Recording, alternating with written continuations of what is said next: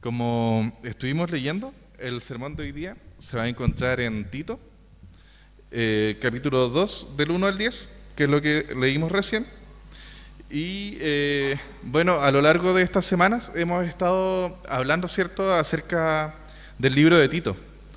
Por ejemplo, la semana antes pasada estuvimos viendo acerca de la primera tarea que se le encomendó a Tito en la iglesia, ¿cierto?, que era acerca de la elección de los ancianos, donde a Tito, ¿cierto?, se le dio la misión de poder completar la organización de la iglesia y poner ancianos que fueran maduros, piadosos, y también vimos la semana anterior cómo era necesario, ¿cierto?, el poder terminar de organizar la iglesia, el poder llamar a estas personas que fueran maduras en la doctrina, porque habían dentro de la iglesia personas que eran falsos maestros y estaban enseñando falsas doctrinas y falsos comportamientos dentro de la iglesia.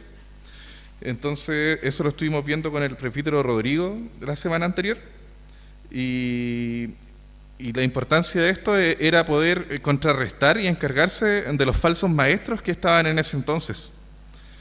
Entonces estas enseñanzas que daban estos falsos maestros hacían que la iglesia tuviera dudas, que se perturbara la fe de algunos individuos e incluso algunas familias. Entonces, el tema de hoy va a ser acerca de cómo Pablo encarga a Tito, la iglesia y la sana doctrina. Y esta sana doctrina es importante para que vaya acompañado de una conducta sana. Entonces, cuando Tito está hablándole aquí a los ancianos, no está hablándole solamente a los líderes o oficiales de la iglesia, sino que está hablándole, ¿cierto?, a toda la familia de la iglesia. Y esto me gustaría mostrárselo a través de una historia.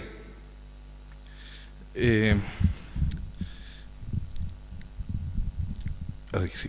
Había una pequeña aldea, ¿cierto?, en medio de los árboles, y al pie de la montaña allí vivía un hombre paralítico de sus pies, que apenas se movía, arrastrando sobre el suelo.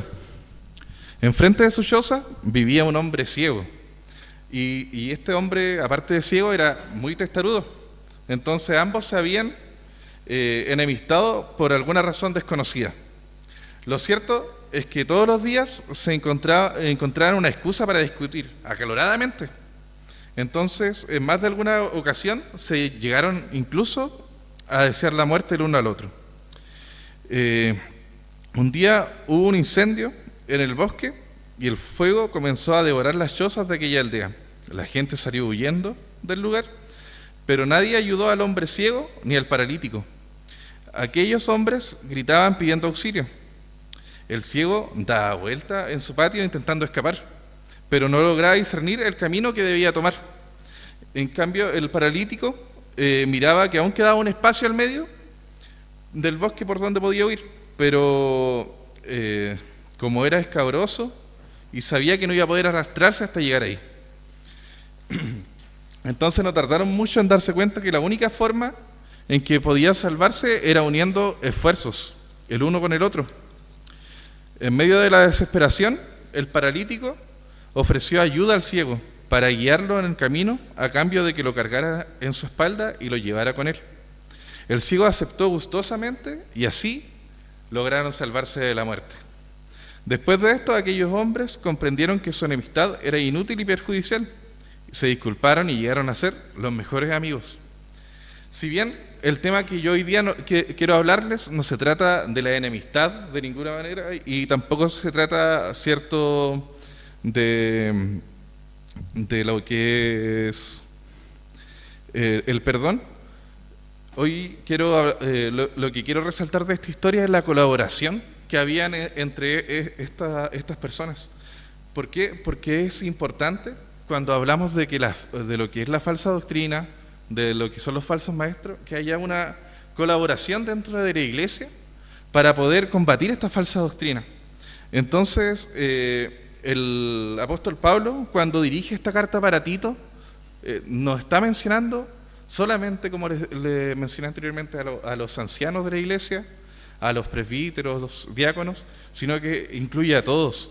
Él menciona a los ancianos, a las ancianas, a las mujeres, a los hombres jóvenes. Él menciona incluso a los esclavos y, por decir así, a los amos. Entonces, si no existe una colaboración mutua en someterse a las Escrituras, entonces va a ser difícil interponerlos a esas falsas enseñanzas. Nosotros necesitamos apoyarnos unos con otros en la iglesia, como iglesia, para combatir estas falsas enseñanzas. Por eso, cuando Pablo anuncia esta carta, es para todos los creyentes, no es para algunos, es las características que debería tener todo cristiano. Y el primer llamado que hace en el versículo 1, ¿cierto?, es a predicar la sana doctrina. Dice, tú en cambio, predica lo que está de acuerdo con la sana doctrina. Entonces vemos como al inicio Pablo enfatiza en el tú en cambio, a lo que venía hablando y lo que se habló en el sermón anterior, que era de estos engañadores que proponían el judaísmo, ¿cierto?, y esas ganancias deshonestas. Pablo le dice a Tito, tú en cambio tienes que enseñar lo que está de acuerdo con la sana doctrina. Entonces, Tito es invitado a contrarrestar estos engaños. Tito es invitado a enseñar lo que es la práctica de la sana doctrina. Pero ¿qué es la sana doctrina? Entendemos que la sana doctrina implica que una doctrina sana, una doctrina verdadera, va a ser y va a mantener en el creyente una salud espiritual. O sea, si yo no estoy con una salud espiritual, probablemente no estoy siguiendo una doctrina adecuada. La sana doctrina de Cristo promueve una salud espiritual en mi vida.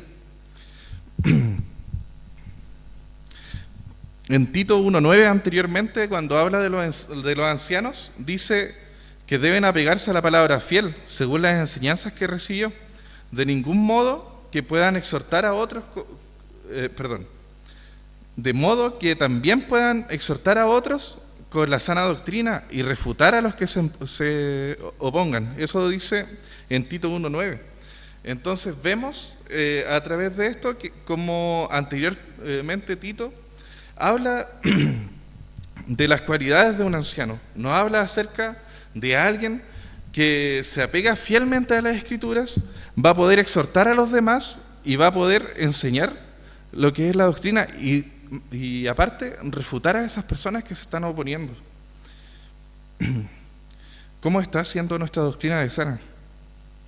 En 1 de Timoteo también 10:11 dice que la ley es para todo lo que está en contra de la sana doctrina, enseñada por el glorioso Evangelio que el Dios bendito me ha confiado. Las buenas noticias del Evangelio, hermanos, de lo que Dios ha hecho a través de Cristo, son la norma en la cual la doctrina, la comprensión de la persona y el uso de la ley pueden considerarse sanas. Cualquier cosa diferente a lo que está en la regla de la Escritura es una falsa doctrina. Por eso nosotros creemos en la sola Escritura. Cualquier cosa que vaya en contra de la Escritura es una falsa doctrina, es una falsa práctica. Y ahí va la importancia de que nosotros debemos estar leyendo nuestra Escritura, debemos verla diariamente, porque ahí es donde vemos la voz de Dios, ahí es donde lo escuchamos a Él.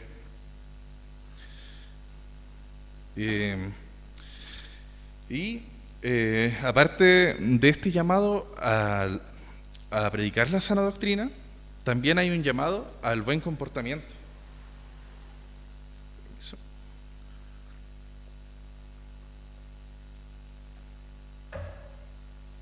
Entonces, ¿por qué va un llamado al buen comportamiento? ¿Por qué? Porque la sana doctrina, o una doctrina correcta, tiene que ir acompañada de un comportamiento acorde a esto. Si el llamado que le hace Pablo a Tito, ¿cierto?, es que le enseñe a todos los grupos de la iglesia, tanto ancianos, ancianas, ciertos jóvenes y esclavos, este llamado incluye a todos segmentos, va dirigido a toda la iglesia, por ende toda la iglesia debería estar conforme a lo que se vio en el Evangelio. Entonces él aquí da instrucciones para los distintos segmentos de la iglesia. Y primero hace un llamado a los ancianos. En el versículo 2 dice: a los ancianos de la iglesia, enséñales que sean moderados, respetables, sensatos e íntegros en la fe, en el amor y en la constancia. Entonces, en el primer lugar, hace referencia a los ancianos. Y estos ancianos, efectivamente, no solamente se habla de los líderes de la iglesia, sino a personas con avanzada edad o que llevan tiempo en la iglesia. Y lo primero que dice el apóstol con respecto a estos es que este grupo tiene que ser moderado. O como dice en otras versiones, habla de sobrio, digno y prudente. Y este término de sobriedad es algo que Pablo lo repite mucho en el libro de Tito. Él levanta este énfasis en lo que es la sobriedad. Y, por ejemplo, en Tito 1.8 lo vemos como una característica para los ancianos. Luego, en Tito 2.12, dice que debemos vivir un mundo sobria, justa y piadosamente. También lo podemos encontrar en el 2.5, cuando habla de prudencia. Entonces, cuando dice cuando dice que debemos ser sobrios, es algo que el apóstol quiere remarcar. Los ancianos tienen que ser sobrios, tienen que ser prudentes, o sea, tienen que ser moderados en su actuar, que no se altera fácilmente. También habla de ser dignos.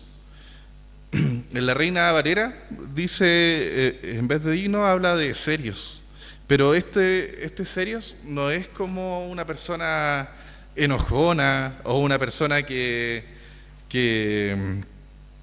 a lo mejor sea amargada, sino que esta palabra serio está hablando de una persona que infunde respeto, que es digna de respeto. Es una persona que le da el real alcance a lo que es el Evangelio y le da la importancia en los momentos que se debe, la seriedad que corresponde. Entonces una persona o un anciano que es serio es realmente alguien que por su seriedad, ¿cierto?, se gana la confianza y la autoridad delante de las demás personas. Por último, habla de que el anciano debe ser sensato, tiene que ser sano, tanto en su fe, en su amor y la paciencia. Y estas tres cosas van de la mano. Cuando hablamos del ser sano en la fe, ¿cierto?, hablamos que un anciano debe tener claras sus convicciones. Una persona anciana tiene que estar de la mano de la palabra del Señor, pero este gran entendimiento que tiene de la palabra no puede ir ajeno a su amor y su paciencia. De ninguna manera un buen entendimiento de la palabra va a reemplazar el amor y la paciencia del anciano. Aquí remarca que tiene que ser sano en las tres cosas, ¿cierto? Y una verdadera comprensión de la palabra, un verdadero entendimiento de la doctrina cristiana debería llevar a una necesidad, ¿cierto?, a provocar en nosotros un ánimo en el amor y en la paciencia hacia los demás. El fruto de la palabra en nuestro corazón debería hacernos crecer en amor, debería hacernos crecer en paciencia. Entonces son tres cosas que tienen ir ligadas de la mano. Si un anciano se muestra a lo mejor con conocimiento, pero con los demás no es una persona que muestra amor, o que muestra esta paciencia hacia los demás, hay un problema en su entendimiento de las Escrituras. Entonces, estas cosas tienen que ir de la mano. Por otro lado, en el versículo 3, habla acerca de las ancianas, ¿cierto? A las ancianas enséñales a que sean reverentes en sus conductas, no calumniadoras ni adictas al mucho vino. Deben enseñar lo bueno y aconsejar a las jóvenes a amar a sus esposos y a sus hijos, a ser sensatas, puras y cuidadosas en el hogar, bondadosas, sumisas a sus esposos, para que no se hable mal de la palabra de Dios. En otras versiones, antes a las ancianas, se lee el asimismo, porque probablemente se está haciendo referencia que las ancianas no son distintas a las cualidades que debería tener un anciano. O sea, la anciana también debería estar nutrida de la palabra de Dios, debería crecer en amor, ¿cierto? Y en paciencia. Pero aparte de eso se le da una responsabilidad aparte. Entonces, el asimismo nos hace reflejar que las ancianas deben tener la misma actitud que los ancianos, pero aparte se les llama a que sean reverentes en su conducta. Esto se refiere a que su conducta debe reflejar su santidad. No deben ser calumniadoras, dice, y buscando el chisme o regando la palabra, o regándolo. La palabra que habla ahí de calumniadoras, ¿cierto? Tiene que ver con el original de acusadoras. O sea, que deben cuidarse de acusar falsamente. No ser esclavas del mucho vino. En sí lo que nos muestra el versículo 3 de Tito es que las mujeres de más edad deben tener una madurez espiritual, ¿cierto? Que a través de su conducta muestren el Evangelio de una manera ejemplar. Y aparte de eso le da otra misión, y una gran misión que tienen las hermanas de más edad, que es con respecto a las más jóvenes. A través de su ejemplo, ellas muestran a las mujeres más jóvenes, ¿cierto?, lo importante de su función. Ellas son maestras y madres cristianas. Y esto es muy importante dentro de nuestra realidad. Por ejemplo, hoy en día el estándar del mundo, los movimientos ya sean culturales, políticos, nos hacen ver otra realidad de lo que es ser una mujer digna. Pero la verdad, en la Escritura nos muestra una mujer ideal. Y esto es muy distinto al ideal. El ideal que sale en las Escrituras habla de una mujer con sensatez, con prudencia. La verdad es que la realidad hoy, tanto política como movimientos culturales, ¿cierto?, nos muestra la verdadera dignidad de la mujer. La verdadera dignidad de la mujer se encuentra a través de las Escrituras, se encuentra a través del Evangelio. Y esto es lo que se debe promover dentro del mundo cristiano.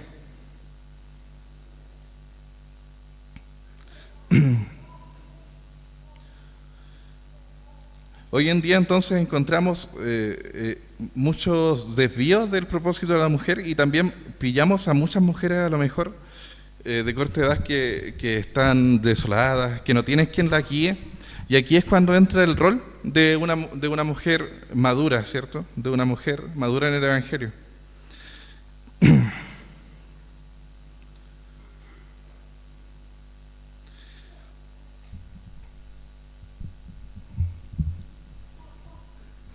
Y entonces aquí la gran tarea que lo entrega el libro de Tito con respecto a esto es que las mujeres de más edad con las más jóvenes, que enseñen lo bueno, que las mujeres de más edad enseñen lo que es ser piadoso delante de ellas, que ellas las mujeres que tienen experiencia son generalmente buenas maestras hacia los demás, tienen mucho que entregar hacia las más jóvenes, y nosotros no tenemos que desaprovechar eso como iglesia,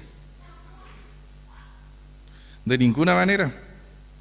Entonces Pablo, cuando él le indica a Tito, ¿cierto?, que enseñe a las mujeres, no está hablando acerca de que debe enseñarle solo qué hacer desde el hogar, sino que lo que le están enseñando realmente es que graben en su mente y corazón la actitud de estas mujeres más ancianas, que en ellas se refleja el amor de Cristo.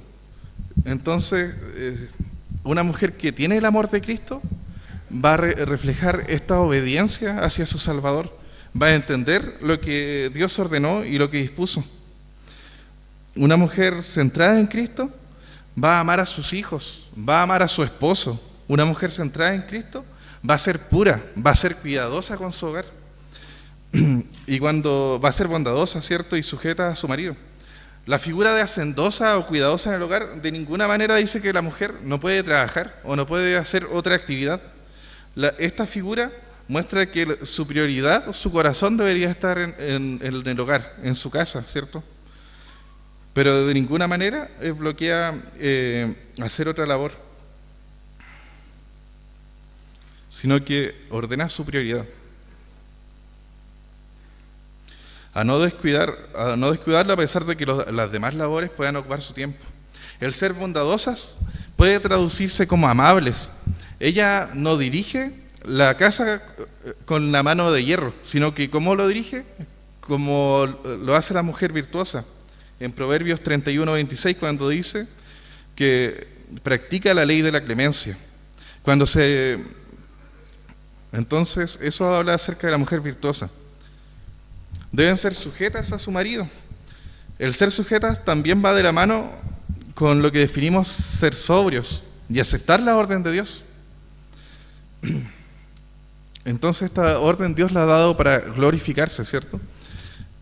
Y sobre todo, como termina diciendo el versículo 5, para que no se hable mal de la palabra de Dios. Aquí va una importancia en el accionar de la mujer, ¿cierto? Para que no se hable de la palabra del Señor. Cuando ellas cumplen la palabra del Señor, no hay nadie que pueda hablar algo malo de eso. Y esta responsabilidad no solamente va de parte de las ancianas para las jóvenes, sino que también va de los ancianos para los jóvenes. El versículo 6 dice, a los jóvenes exhórtalos a ser sensatos. Con tus buenas obras, dales tu mismo ejemplo en todo. Cuando enseñes, hazlo con integridad y seriedad, con un mensaje sano e intachable. Así se avergonzará cualquiera que se oponga, pues no podrá decir nada malo de nosotros. A los jóvenes se les llama a ser sensatos. Aunque parece una instrucción corta, a diferencia de los otros grupos que hemos visto que ha exhortado Pablo, el de los jóvenes es una palabra que va acorde a ellos. Ellos deben aprender a ser sensatos. En uno de sus comentarios acerca de Tito, William Barclay dice que los jóvenes se encuentran en ambientes en los que la tentación habla con voz más dominante. A menudo tienen que estudiar o que trabajar lejos de casa o de las influencias que los pueden proteger. No han asumido todavía las responsabilidades del hogar y la familia, ni se han cargado con las hipocresías de la fortuna. Todavía no poseen el timón, las ansias que mantienen a los mayores en posición o en ruta, mediante un simple sentimiento de obligación. En la juventud hay muchas más oportunidades de naufragar en la vida. Dios cuida a nuestros jóvenes. Dios cuida a nuestros jóvenes y los haga deseosos, no en su propia prudencia, sino que deseosos del Evangelio. Que nuestros jóvenes deseen el dominio propio para servir al Señor.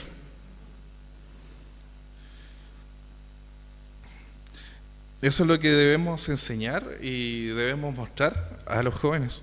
Proverbios 16:32 dice, más vale ser paciente que valiente. Más vale el dominio propio que conquistar ciudades. Hermanos jóvenes, desean el dominio propio. De ninguna manera el dominio propio es ser aburrido, es ser fuera de onda. El dominio propio es glorificar a Dios. Y bienaventurados si pueden servir a Dios en su juventud. Por otro lado, Pablo pone a Tito con la responsabilidad no solo de transmitirle esta enseñanza, sino que a través de sus mismas obras sea un ejemplo en todo. Es difícil ser un ejemplo en todo, pero un líder, ¿cierto?, que predica, muestra más su mensaje en la práctica. No seamos líderes que solamente prediquen pero no practiquen. Entonces, sino que lo que estemos predicando sea también lo que estamos practicando en nuestra vida diaria. Esto Pablo se lo encarga a Tito especialmente. Entonces, si nosotros vamos, por ejemplo, a Mateo 23:3, nos encontramos que una de las principales acusaciones del Señor hacia los fariseos, ¿cuál es? Dice, pero no hagan lo que hacen ellos, porque no practican lo que predican. Muchas veces pasa eso con los líderes de la iglesia, con los ancianos de la iglesia. Dicen algo, pero no practican lo que están predicando. Entonces, para las personas más jóvenes, eso va a ser, ¿cierto?, de desánimo. Por eso Pablo le indica a Tito que él tiene que ser ejemplo en todo esto. Entonces tenemos que tener cuidado con la hipocresía. Tenemos que tener cuidado en ser hipócritas. Un líder o un anciano debe tener una vida piadosa. Debe tener una vida que sea ejemplo dentro como fuera de la iglesia, en todo lugar. Y ahora tenemos que verlo con la realidad. Ningún líder es perfecto. Nosotros no somos perfectos. El que dice que no peca es mentiroso y hace mentiroso a Dios, ¿cierto? Primera de Juan 1. Pero todo líder o anciano debería procurar el buscar la santidad. Debería procurar ser el mejor ejemplo posible. Debemos cuidar de nuestros jóvenes y debemos cuidarnos a través de nuestras conductas. Seamos sensatos e intachables, como le pide el apóstol Pablo a Tito. Y si nosotros tenemos una conducta así y el mensaje que entregamos hacia los demás es así, el texto nos dice que esto va a ser de vergüenza a quien se opone a su mensaje. Esto va a ser de vergüenza para los demás, y ya no van a tener qué decir. Tenemos que dejar sin excusa a los falsos maestros. Tenemos que dejar sin excusa a los que se oponen a la sana doctrina. Y eso se da a través de una conducta centrada en el Evangelio.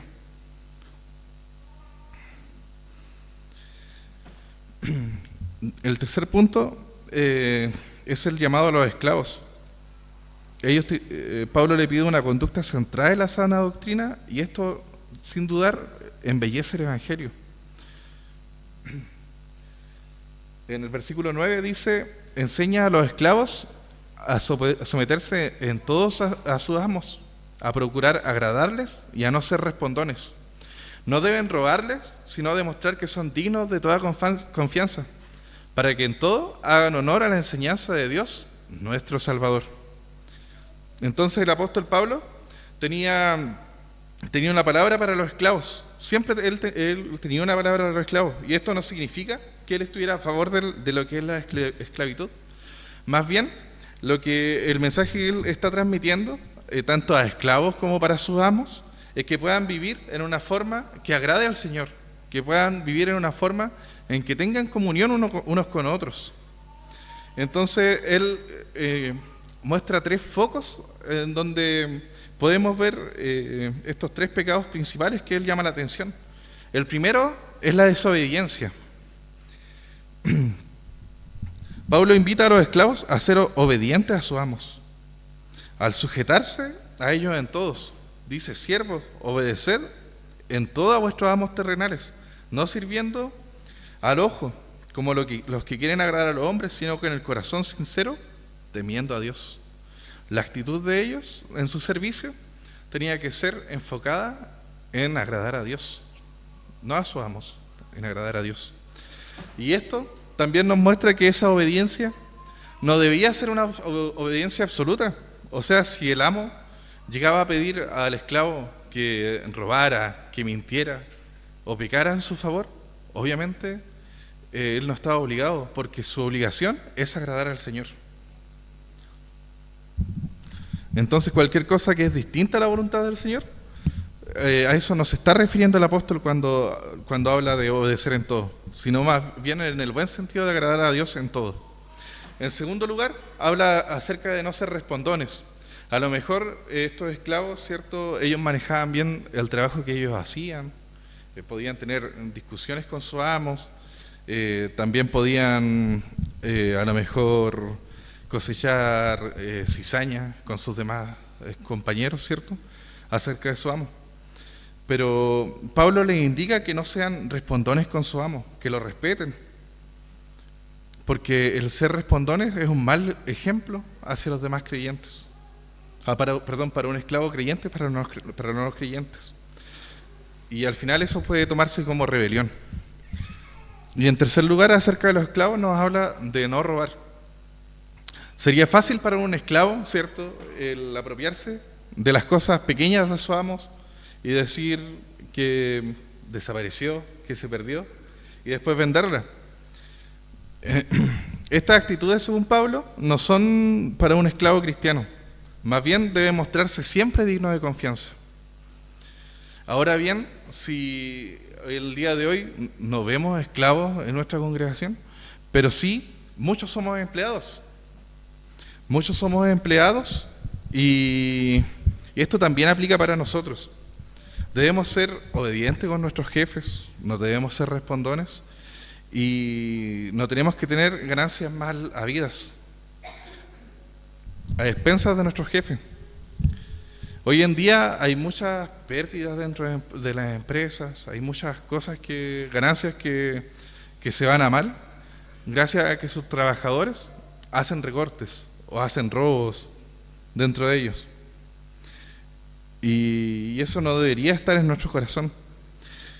Yo tuve la experiencia en una empresa que estuve tiempo atrás, en el que se veían este tipo de prácticas. Se veían personas, incluso supervisores, en que tenían ganancias mal habidas, hacían recortes de caja, habían cosas que eran de cortesía que las vendían y se hacían otro sueldo prácticamente. Y eso no agrada al Señor. Eso definitivamente muestra que ese trabajo no era un lugar de un ambiente muy grato. Y obviamente esas personas recibieron su consecuencia a la larga. Entonces, esto es algo que puedo dar fe que se da en nuestro contexto. Y hermanos, tengamos cuidado como administradores, tengamos cuidado como trabajadores con nuestros jefes, seamos responsables y dignos de confianza, seamos dignos de mostrar el Evangelio en todo lugar. Y con esto quiero terminar, hermanos. En el versículo 10, Pablo nos muestra lo siguiente, una de sus principales motivaciones. No deben robarles, sino demostrar que son dignos de toda confianza, para que en todo tengan honor a la enseñanza de Dios, nuestro Salvador. Hermanos, hagamos honor a la enseñanza de nuestro Señor. Hagamos honor a lo que es el Evangelio. Embellezcámoslo con nuestra conducta. No como personas que siguen la ley, sino personas que aman al Señor. Nuestro mensaje siempre también debe ir acompañado de nuestra conducta. Nosotros no hacemos de ninguna manera obras para ser salvos. Nosotros y nuestras buenas obras son por lo que Dios ya ha hecho en nuestro corazón, por lo que Dios ya ha hablado en nuestro corazón. Lo que hacemos es evidencia de lo que somos, de lo que creemos, de dónde está nuestra convicción. Y si nuestra convicción está en el Evangelio de Cristo, nuestros frutos deberían ser las buenas obras. Entonces, combatamos esas malas doctrinas y las críticas que pueden venir del exterior con estas obras de fe. A las personas que no están en la fe, mostremos el Evangelio a través de nuestro mensaje y de nuestra conducta. No le demos excusa al mundo para negar a Cristo. No le demos la excusa ni seamos piedra de tropiezo para los demás. Hermanos, vivamos enfocados en Cristo. Seamos un ejemplo como Él fue un ejemplo para nosotros. Seamos, hermanos, piadosos como Él lo fue. Vivamos tal como Él lo enseñó. Tengamos ese mismo sentir que hubo en Cristo.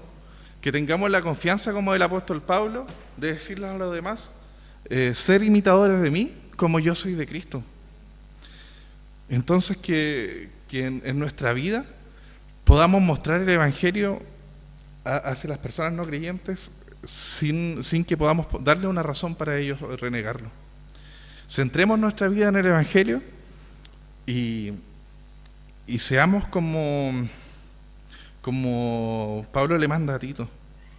Muchas veces puede ser a lo mejor complejo, podemos estar pasando por dificultad, pero nuestra convicción tiene que estar centrada en quién es nuestro Salvador. Cuando Pablo muestra esto, habla específicamente de Dios, nuestro Salvador. Entonces, si tu doctrina no está acorde a tus prácticas, hay un problema. Tenemos que arrepentirlo y seguir la sana doctrina de Cristo. Vivamos en la sana doctrina y preocupémonos de que tanto nuestros ancianos, oficiales, los jóvenes, mujeres, hombres, nuestros niños, puedan ver lo precioso que nos enseña la sana doctrina. Vivamos una vida cristiana saludable. Y esa es la invitación que quiero dejarles hoy. Los invito a orar.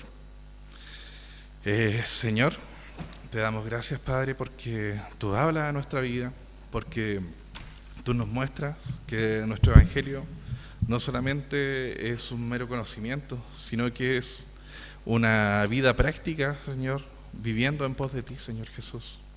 Ayúdanos a mostrar tu Evangelio, no solo con nuestro decir, sino que también con nuestro actuar. Ayúdanos a vivir en la sana doctrina, Señor Jesús.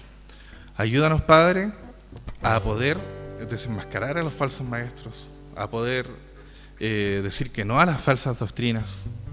Señor, ayúdanos, Padre, en todo lugar, en nuestra casa, en nuestro trabajo, con nuestra familia, en la iglesia, en todas partes, a ser un ejemplo para glorificarte a ti. Te lo pedimos en tu nombre, Señor, en tu nombre que es sobre todo nombre, en el nombre de Jesús. Amén.